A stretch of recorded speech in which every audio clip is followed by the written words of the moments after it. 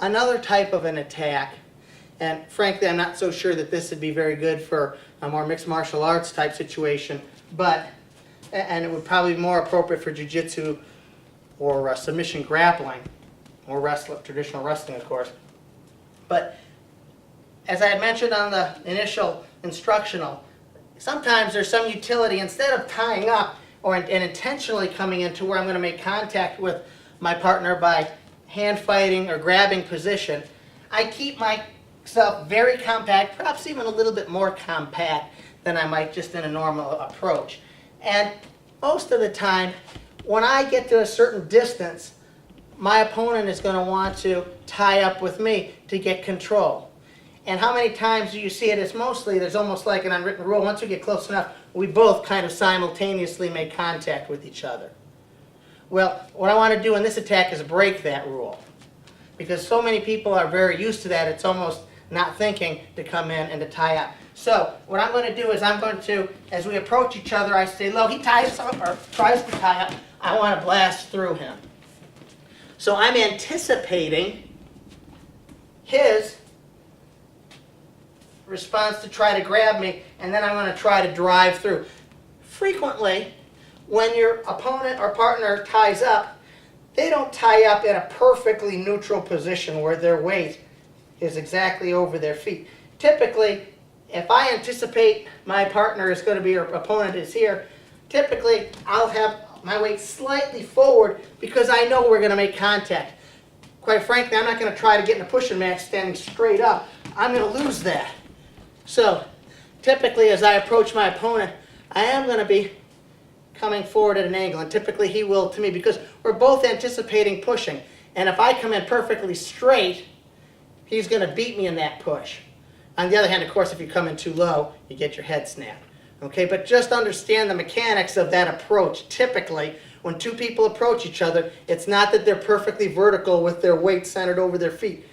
But right before they make contact, there's a tendency for that weight to be slightly forward, anticipating that your partner is going to support your weight. And it's not a lot. I mean, this would be very inappropriate for me to have that much weight down. But just be aware of that little subtlety. When I tie up, Colby is pushing into me. Notice how when I retreated, he had to take a step back, or step forward. Okay, as I step back, because of his weight was pushing into me. Now, I'm going to anticipate that. So as I come in, I expect it, and I'm going to drive through. You notice the last couple takedowns when I did, when I shot against Colby, those last couple of doubles certainly weren't as clean as some of the earlier ones here. One of the rules in wrestling that I think is really important, and probably in jiu-jitsu and in martial arts, technique is critical. When you practice your technique, practice it as sharp as you can. Reality is, in combat or in matches and competition, it's whoever gets the mostest firstest. And if I can keep the main principles intact on my attacks, some of the details, while it's not favorable to not have a really good shot, some of the details can kind of be missing a bit. What's the most important thing on a double? Lower your level, driving into your opponent. I mean, those are probably the two most important variables, getting power into your opponent. And you'll notice my head was more towards his gut in that situation. So my head isn't so much outside here. If it gets out there, fine. But if it doesn't, my head isn't down. My head is up, because remember, my visual attention is always looking towards his chest. But as I come in, I may spear him sort of in his sternum here as I drive through, if I can't get my head to the outside. I don't care. I'm just going to blast through. That's what's most important. So I approach. So that's a little variation from what would be typical. If I can get in, we'll do this a little slower. As I approach and he comes in, if I can get in to this position, that's fine. But you'll notice when you do this type of a technique, unless the guy really kind of makes a bad mistake and reaches, you don't have there's not a lot of space. So your attack actually may be somewhat more central and not quite so much to the side in terms of head position. But that doesn't matter. And we'll go over another double leg in a little while, that we stay totally on our feet, where we take advantage of that head in the center position.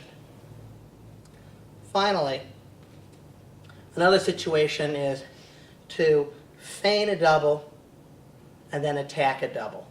The notion being that if your feign is successful and good enough, you're going to get a response, a defensive response from your partner or opponent, and then as they respond and get out slightly of position to defend, then they're going to come back into position, and it's that moment while they're making that transition that you want to attack.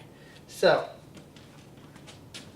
I may feign an attack here, in hard here, and when he responds, I'm going to come in immediately.